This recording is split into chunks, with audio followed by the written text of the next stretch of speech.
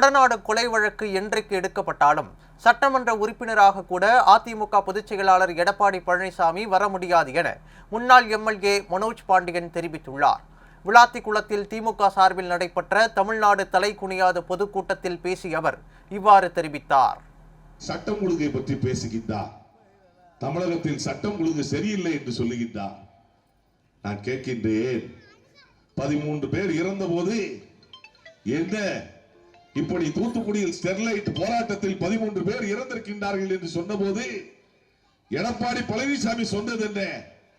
நான் பத்திரிகையில் பார்த்து தெரிந்து கொண்டேன் என்று சொன்னார்.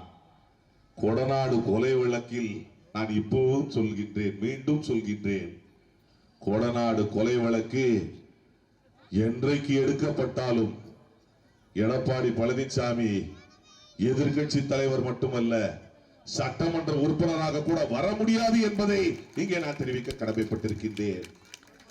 எத்தனை ஆதாரங்கள் அளிக்கப்பட்டாலும், எத்தனை கோணங்களில் நீங்கள் எதை செய்தாலும் சட்டம் உங்களை துரத்தி துரத்தி அடிக்கும். இன்று உங்களுக்கு ஒன்றிய அரசுடைய பாதுகாப்பு இருக்கலாம். தேர்தலுக்கு பின்னால் பூவத்தூரில் உருவான அதிமுக பெறக்கூடிய சட்டமன்ற தொகுதிகள் எவ்வளவு என்று யூகித்து பார்த்தால் என்னுடைய யூகம் எல்லாம் 3வது இடம், ஒரு தொகுதி கூட அதிமுக பெறாது என்பதை இங்கே நான் தெரிவிக்க கடமைப்பட்டிருக்கின்றேன்.